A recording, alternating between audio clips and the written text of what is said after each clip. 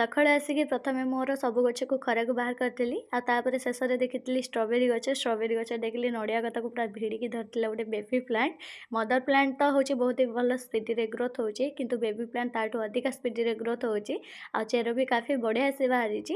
ତ ସେଥିପାଇଁ ଆଜି ଭାବିଲି ତା ଦେହରୁ ଗୋଟେ ଚାରା ବନେଇଦେବି। କିନ୍ତୁ ଆପଣ ଯେଉଁ ଷ୍ଟ୍ରବେରୀ ଗଛ ଯଦି ବି ଲଗାଉଛନ୍ତି, ତ ଷ୍ଟ୍ରବେରୀ ଗଛ ନଷ୍ଟ ହେଇଥାଏ ଅଧିକା ଯଦି ବେବି ପ୍ଲାଣ୍ଟର ଗ୍ରୋଥ୍ ହେଇଥାଏ। ସେଥିପାଇଁ ବେବି ପ୍ଲାଣ୍ଟ ଜମାରୁ ବି ଅଧିକା ବାହାର କରିବାକୁ ଦେବେନି, ଗୋଟେରୁ ଦୁଇଟା ଛାଡ଼ିବେ। ଆଉ ତାପରେ ଆପଣ ସେଇ ବେବି ପ୍ଲାଣ୍ଟରୁ ହିଁ ଆପଣ ବହୁତ ସାରା ଗଛ ପାଇଯିବେ, ବହୁତ ସାରା ଚାରା ବନେଇ ପାରିବେ।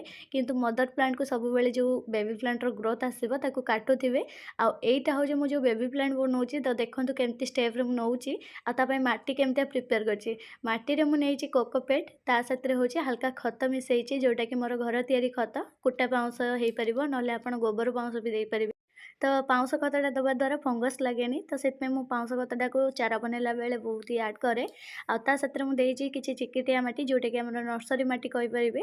ନର୍ସରୀ ଗ୍ରୋ ବ୍ୟାଗ୍ ବି ମୁଁ ଲଗେଇଛି, ଆଉ ନର୍ସରୀ ମାଟି ବି ଦେଇଛି, କାହିଁକିନା ନର୍ସରୀ ମାଟିରେ ଟିକେ ଏଇଟା ଚେର ଭଲ ଭିଡ଼ି ଧରେ, ଆଉ ଚାରା ବି ବହୁତ ଜଲ୍ଦି ବନିଯାଏ।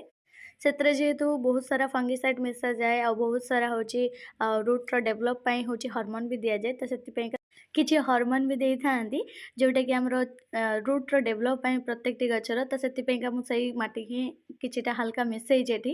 ତ ଏଇଠି ମୁଁ ବେବି ପ୍ଲାଣ୍ଟ ଯେଉଁ ବନେଇଛି ନା, ସେଇଟା ଟିକେ ମୁଁ ଗୋଟେ ପଟ୍ ଉପରେ ରଖିଛି, ମାନେ ଟିକେ ହେଉଛି ଆମର ମଦର ପ୍ଲାଣ୍ଟ ଅପେକ୍ଷା ଟିକେ ଗ୍ରୋ ବ୍ୟାଗ୍ଟାକୁ ଟିକେ ଉପରେଇକି ରଖିଛି, ଯେମିତି ତା'ର ଯେଉଁ ଡେମ୍ଫଟା ଯାଇଛି ନା, ସେଇଟା ଯେମିତି ଝୁଙ୍କି ନଯିବ କି ଭାଙ୍ଗି ନଯିବ, ସେଥିପ୍ରତି ଟିକେ ଧ୍ୟାନ ଦେଇକି ଏଇଠି ଚାରାଟା ବନେଇବେ। ଆଉ ଚାରାଟା ସବୁବେଳେ ଗୋଟେରୁ ଦୁଇଟି ରଖିବେ, ଜମା ଅଧିକା ବନେଇବେନି ଲୋଭରେ, ନହେଲେ ଆପଣଙ୍କର ଯେଉଁ ଗଛ ଲଗେଇଥିବେ ମଦର ପ୍ଲାଣ୍ଟ, ଆପଣଙ୍କର ଷ୍ଟ୍ରବେରୀ ଗଛ, ସେ ନଷ୍ଟ ହେଇଯିବ, ପତ୍ର କଳା ପଡ଼ିବ।